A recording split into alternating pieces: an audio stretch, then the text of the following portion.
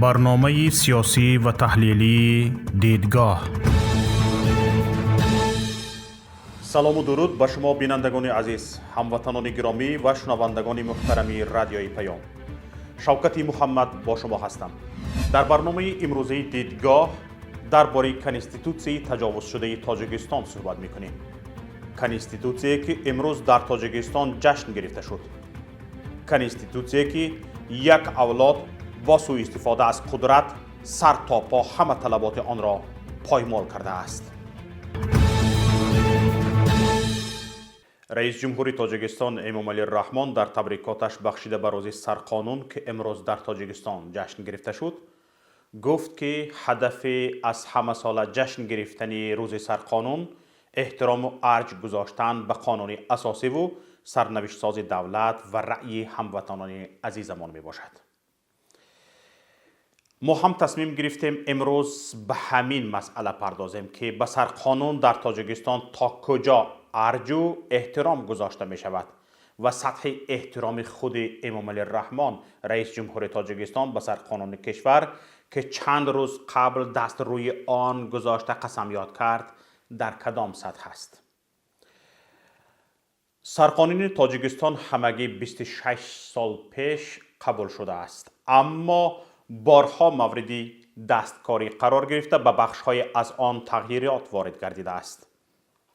بیشتر این تغییرات با ابتکار حکومت انیق‌تر شخص امامعلی رحمان وارد شده موقع خود او در قدرت را استوار گردانیده است.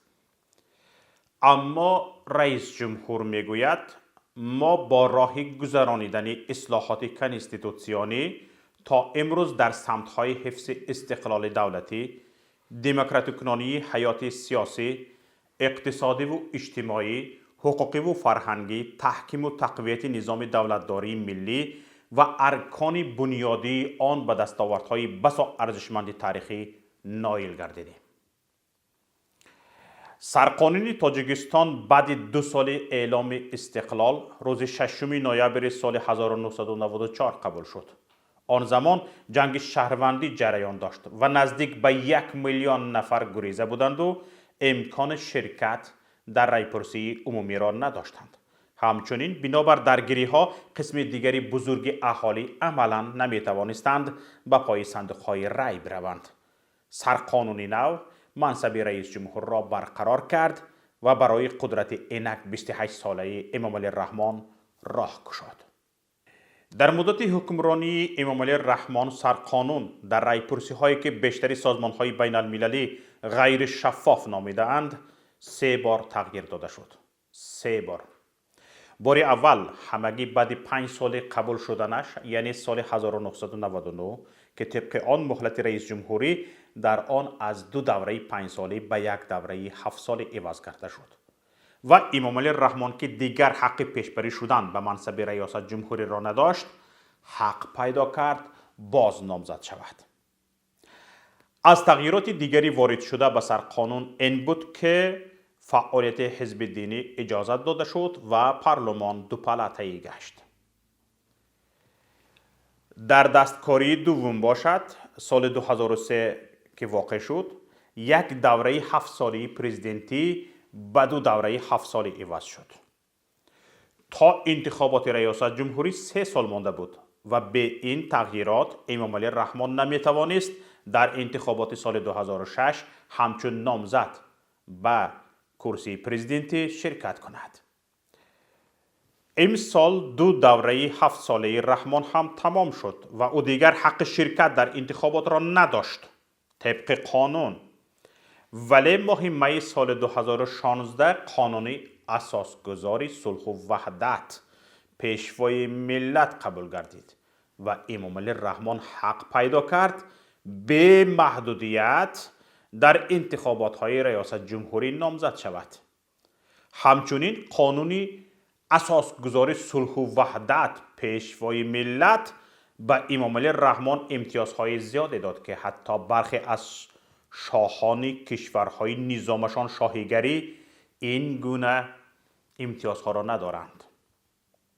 از جمله امامعلی رحمان از تمام جوابگری ها برای جنایت های چی زمانی صد جمهوری بودنش و چی قبل از آن و بعد از آن انجام داده اش آزاد شد و مسئولیت از تفتیش را کسب کرد. کسی حق ندارد نه عملکردها و نه دارایی‌های او را تفتیش کند.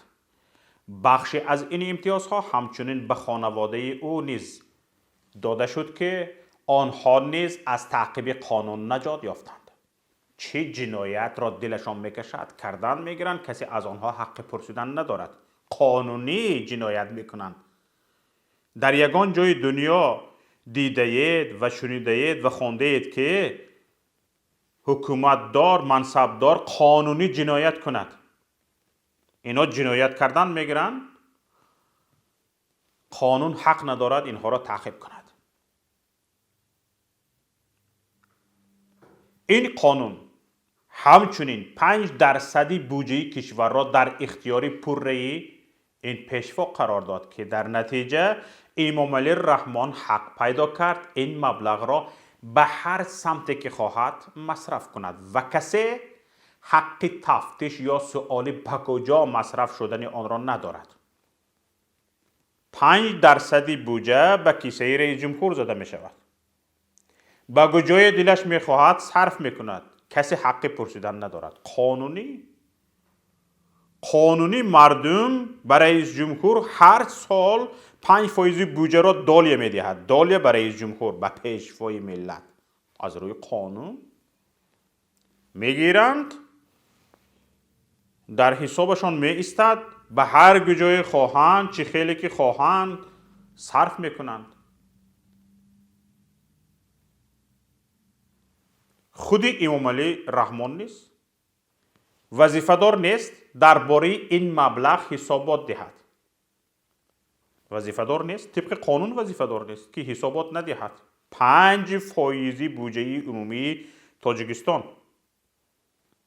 برای مثال از 350 میلیون سامانه که سال گذشته در اختیار امام علی رحمان قرار گرفت، تنها 2 مصرف او رسانه‌ای شد و آن هم معلوم نیست واقعا انجام بیافت یا نه. یکمش 12 میلیون برای دستگیری طبیبان و چند میلیون دیگر برای نشر کتاب تاجیکان. تا چند روز قبل این دستگیری وعدگی به دست طبیبان نرسیده بود. یادتان باشد ما در این باره معلومات داده بودیم که طبیبان شکایت کردند. چندین طبیبان شکایت کردند که اون وعدگی که رئیس جمهور داد به دست آنها آمده نرسید. قسمی بزرگی مبلغی برای نشر کتاب تاجیکان جدا شده نیست، چون فایده در اختیار شرکت فراز که به داماد رئیس جمهور شمس الله صایبوف متعلق است قرار گرفت. یعنی رئیس جمهور وعده کرد که به هر یک خانواده تاجیکستان، به هر یک خاندان تاجیکستان کتاب تاجیکان را نشر کرده تقسیم میکند. با به این پول جدا شد از همون حساب بودجه که 5% به رئیس جمهور جدا می شود. از این پول شرکت فراز گفت که کتاب را او چاپ میکند. یعنی در همین شرکتی که به فراز تعلق دارد کتاب را چاپ کرد. داماد پرزیدنت با پول خودی.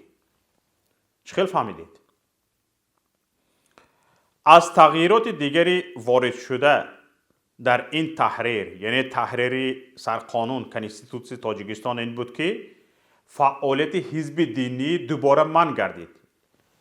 پیشتر به قانون تغییرات در آورده بودند. قانون داغمه نیست، همین خیلی تغییر یافته می‌اید. درست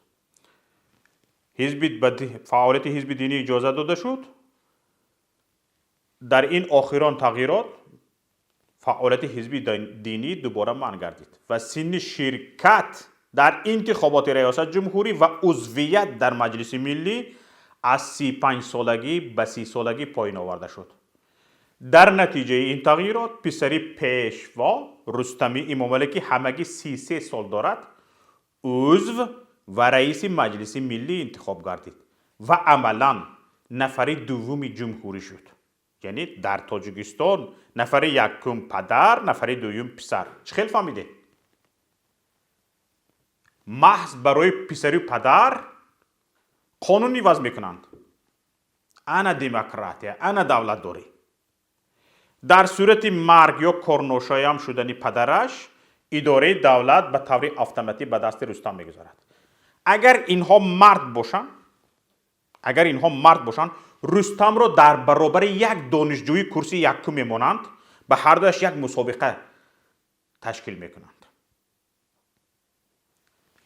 یک دانشجو ملکه‌ای او را یک میسنجند. بعد دانسته می شود که این رستم جان تا چه اندازه به نفر دومی تاجیکستان شدن می ارزد. اگر نه، حقوق چندین نفر صاحب استعداد، چندین نفر صاحب معلومات پایمال شده است. این چه علف می خوره در اونجا؟ یک کرسی مهمی جمهوری را بند کرده. چند سال قبل سرقانون تاجیکستان یکی از بهترین ها در جهان اعتراف شده بود، چون مؤلفانش خیلی انسان های شناخته و شایسته بودند. اما متاسفانه از بندهای آن تنها همانهایش رعایت می شوند که به نفع حکومت انیقترش خانواده امام علی رحمان است.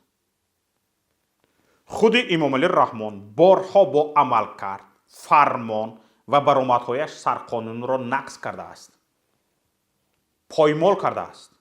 نه تنها خودش، اکثر مقامداران کشور، به خصوص مقامداران اجرایی، انتظامی، امنیتی، تفتیشاتی و دادگاهی تصمیم‌های میگیرند، حکم‌های صادر میکنند که برخلاف سرقانونی کشور است.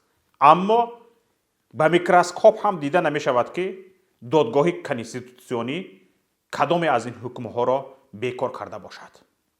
همچنین در تاجیکستان قانون‌های قبول شدند که خلاف سرقانونند، اما بیشتر از هر قانونی عملی می شوند. از جمله قانونی مسئولیت پدر و مادر، قانونی تنظیم رسم آیین‌ها و غیره. این قانون‌ها آزادی‌های کفالت داده سرقانون را محدود می کنند، اما مقامات انتظامی و تفتیشاتی و دادگاهی هنگام تصمیم گیری و صدور حکم نه به سرقانون بلکه به این قانون‌های خلاف قانونی اساسی تکیه می کنند. سرقانون چی میگوید؟ هر یک طلبات هر یک قانونی که زیر قانونی که امر و فرمانی که به طلبات‌های سرقانون ضد هستند، آنها در عمل قرار نمیگیرند. اما در تاجیکستان چه؟ تاجیکستان اونیکال نه، استرانه گفته روس‌ها. در تاجیکستان سرقانون نه، همون قانون‌هایی که منصبداران ما به تبع دل خودشان کرده اند، عائله به تبع دل خودش کرده است، انا همون قانون‌ها عمل میکنند.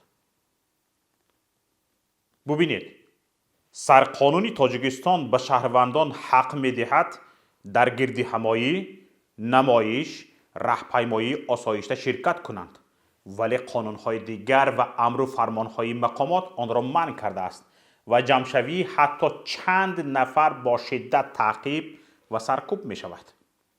سرقانون آزادی‌های دینی را کفالت داده است، اما تاجیکستان از کمترین کشورها در جهان است که آزادی‌های دینی با سختی محدود شده اند و دینداران تعقیب می شوند. برخی محدودیت‌هایی که علیه دینداران در تاجیکستان جاری شده است، حتی در زمان شوروی دیده نمی‌شد. ماده اولی سرقانون میگوید جمهوری تاجیکستان دولت صاحب اختیار، دموکراتی، حقوق بنیاد، دنیوی و یگانه می باشد. علامت‌های دولت حقوق بنیاد، ولایت حقوق و قانون حقوقی، واقعی بودن حقوق آزادی‌های فرد، تجزیه حاکمیت، ولایت عدالت سودی در جامعه از جمله نظارت سودی کنستیتوسیونی است.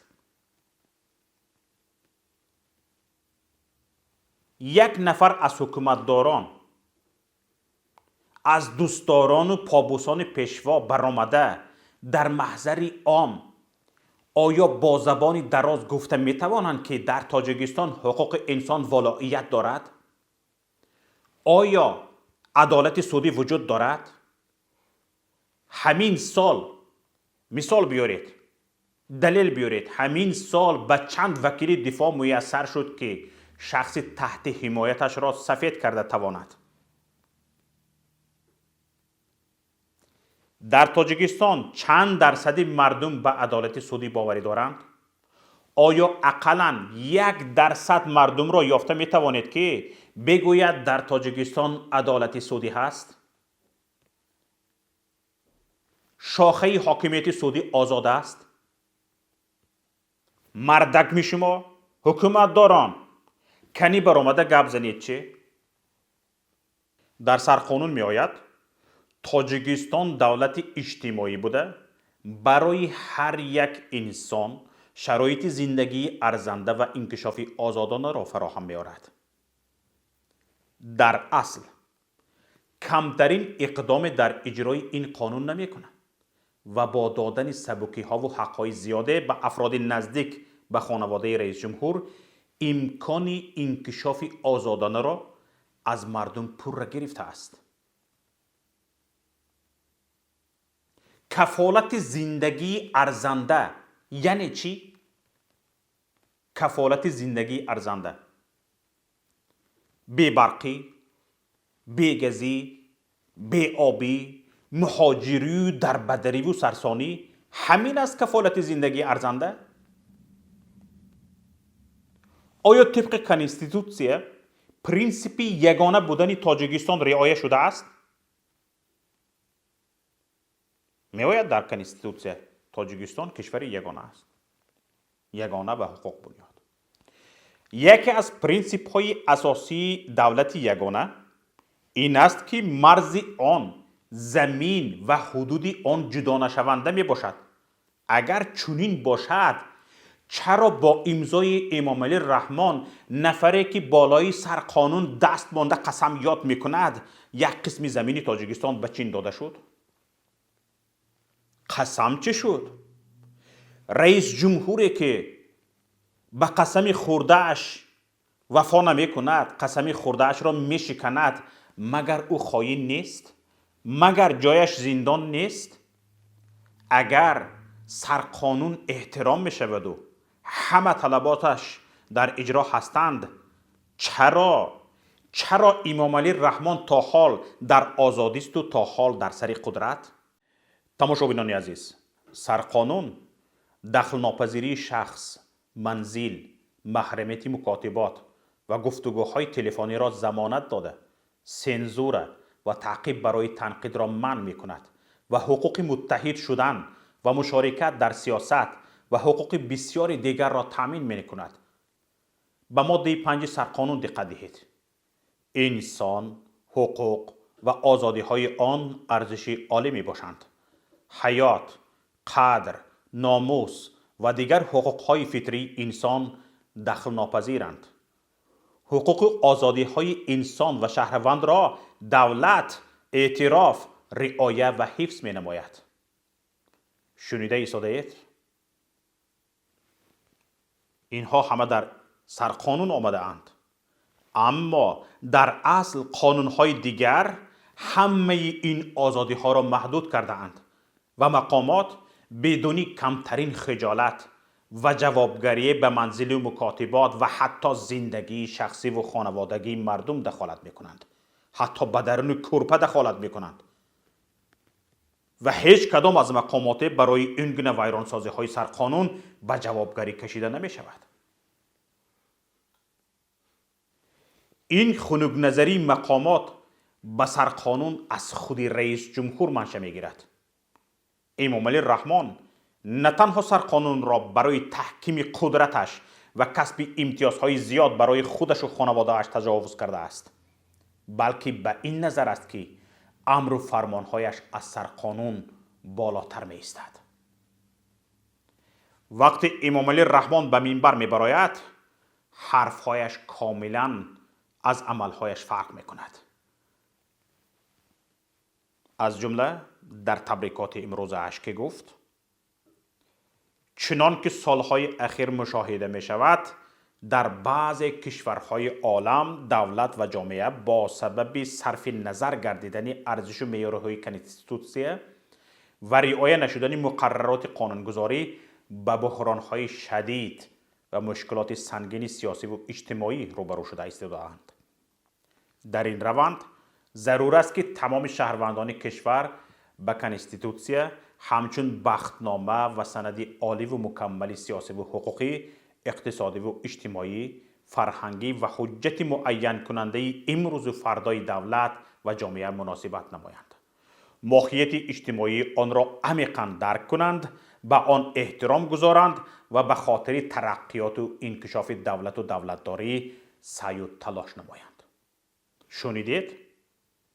این بغیر از خودش این حرف به تمام دیگر مردم است. ظاهراً امام علی رحمان یا خود را شهروند این کشور نمیشناسد، شهروند تاجیکستان نمیشناسد، یا خود را بالاتر از شهروند بودن و بالاتر از قانون بودن میحسابد.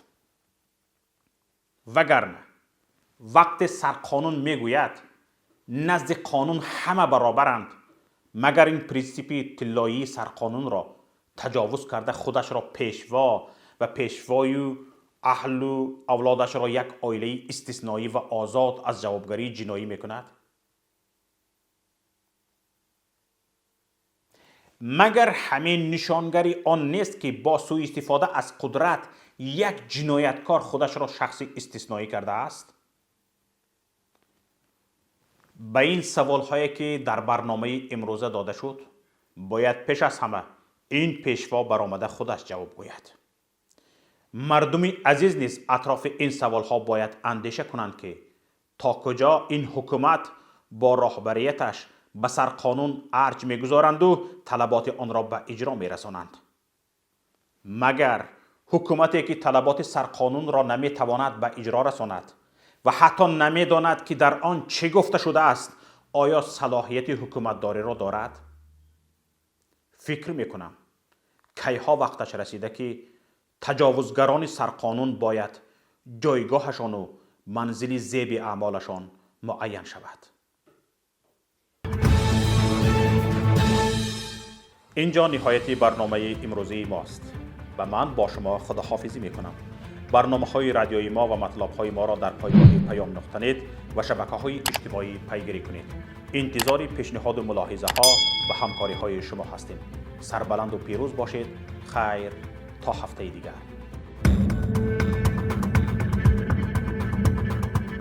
برنامه سیاسی و تحلیلی دیدگاه.